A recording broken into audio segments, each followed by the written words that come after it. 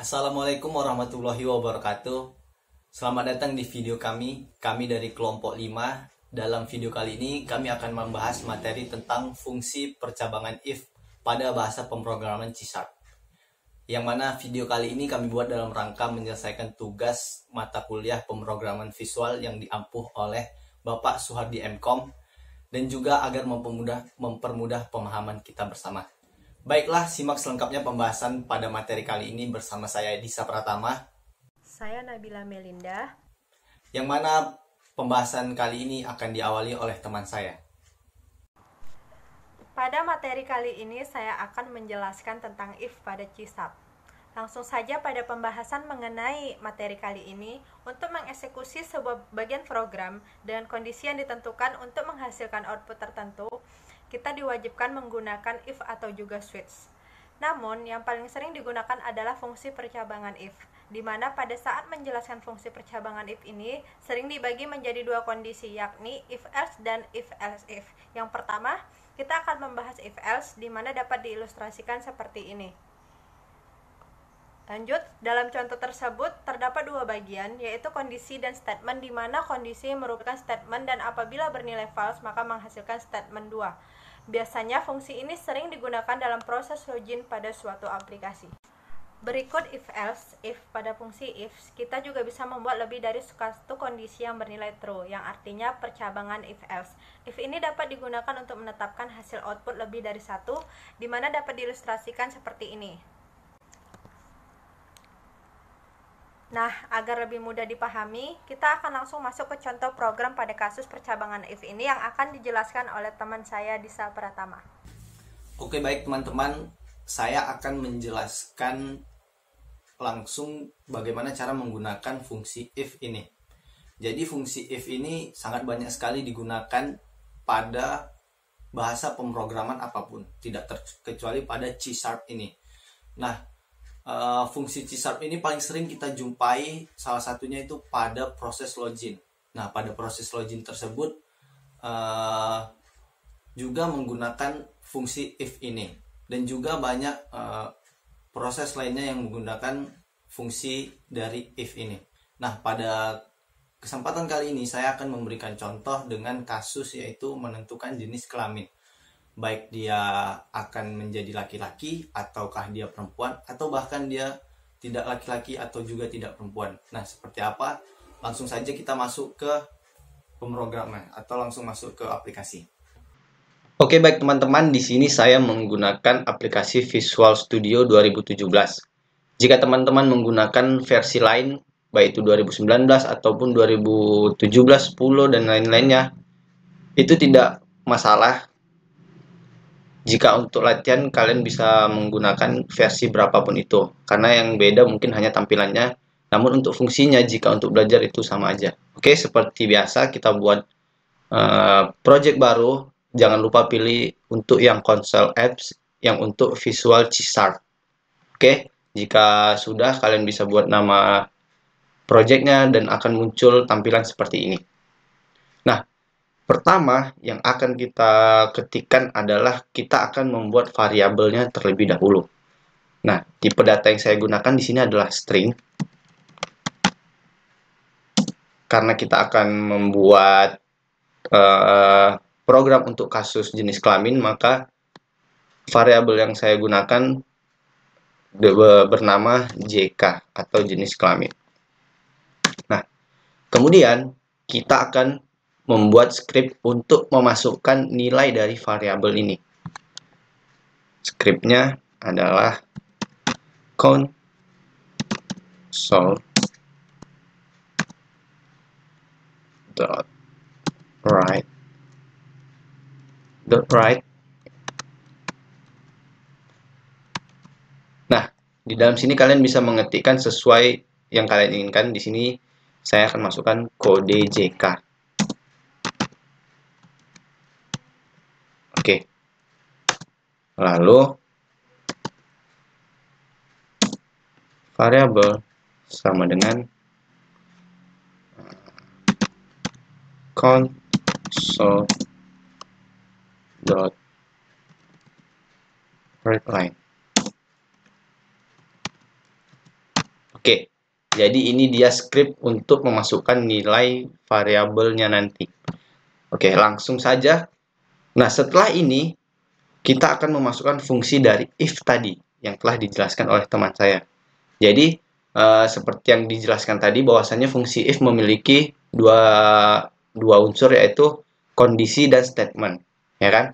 Jadi, di sini akan coba saya ketikkan if jk sama dengan L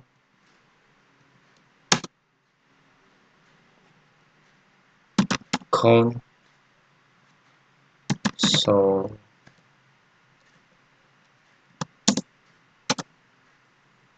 dot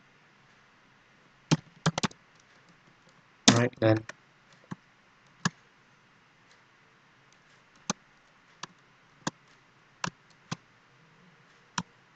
laki. Nah, di sini cara membacanya seperti ini. Tadi kan fungsi if memiliki dua unsur, yaitu kondisi dan statement. Mana yang dikatakan kondisi dan mana yang dikatakan statement? Nah, yang dikatakan kondisi adalah ini. JK variabel atau variabel sama dengan L. Jadi, cara membacanya seperti ini. Apabila variabel JK memiliki kondisi L atau sama dengan L, maka akan muncul statement yakni laki-laki. Nah, jadi nanti jika kita masukkan kode JK-nya L, maka akan muncul statement laki-laki. Sampai sini paham? Nah, oke, kita lanjutkan. Kemudian kita akan membuat yang if dan else dulu, if else. Nah, kemudian else console dot right then perempuan. Nah, jadi apabila kondisi yang kita buat tadi tidak terpenuhi, maka akan muncul statement kedua. Nah, jadi cara bacanya seperti ini. Apabila variabel JK sama dengan L atau memiliki nilai L, maka akan muncul statement yang pertama yakni laki-laki. Namun apabila kondisi tidak memenuhi syarat atau tidak memiliki nilai L, maka yang akan muncul adalah statement kedua yakni perempuan. Oke, kita ketikkan dulu script untuk mengakhiri program yakni console read key. Nah, program ini sudah bisa kita jalankan. Nah, akan kita coba jalankan.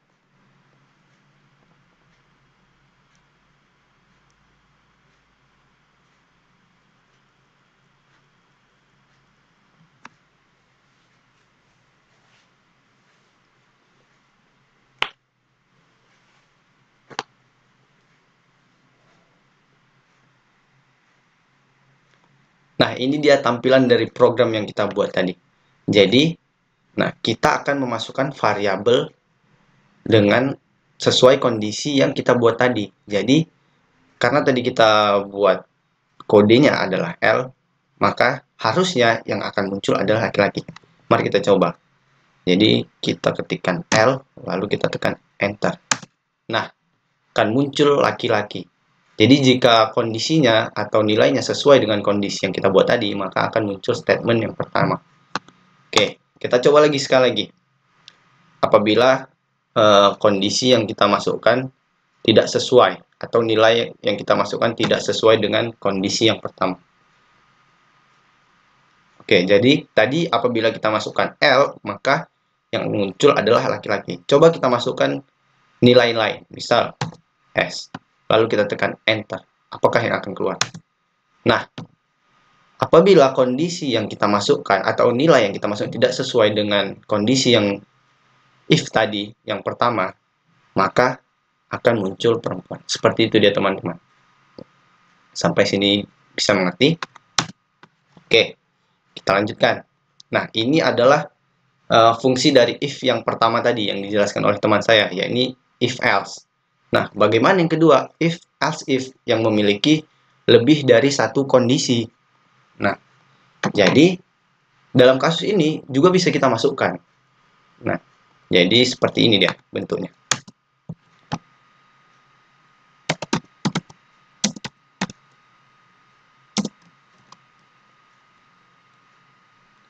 Jika sama dengan P.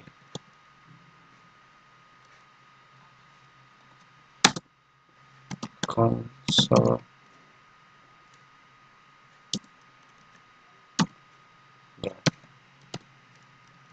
right then.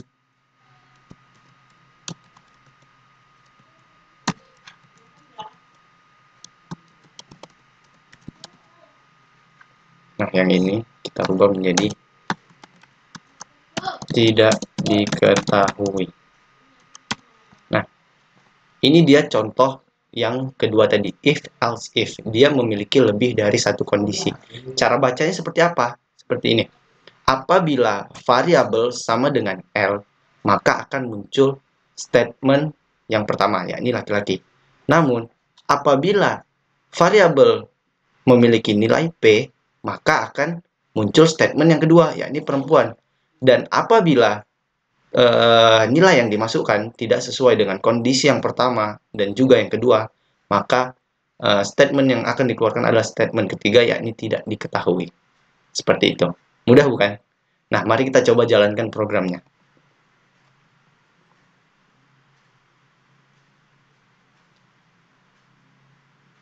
Nah, seperti ini. Kita akan coba masukkan nilai dari kondisi yang pertama, yaitu P. L, maaf. Nah, L. Apakah akan keluar laki-laki? Nah, keluar laki-laki. Oke. Selesai. Kan? Kita coba jalankan lagi. Kita akan menguji untuk nilai dari kondisi yang kedua. Nah, apabila kita masukkan P, maka harusnya yang keluar adalah perempuan. Oke, kita tekan Enter. Oke, benar, perempuan. Nah, selesai. Dan yang terakhir, apabila kita memasukkan nilai yang tidak sesuai dengan kondisi pertama maupun kedua, maka akan muncul statement yang ketiga, yakni tidak diketahui. Di sini misal kita coba masukkan Q. Nah, tidak diketahui. Oke. Jadi program yang kita buat ini dari yang menggunakan fungsi if tadi sudah selesai. Nah, inilah dia salah satu contoh kasus penggunaan if penggunaan percabangan if tadi pada penggunaan program C#. Oke, terima kasih, semoga bisa dipahami. Mungkin hanya sampai sini yang dapat kami sampaikan. Lebih dan kurangnya kami mohon maaf. Jika ada yang salah, kami mohon dikoreksi. Assalamualaikum warahmatullahi wabarakatuh.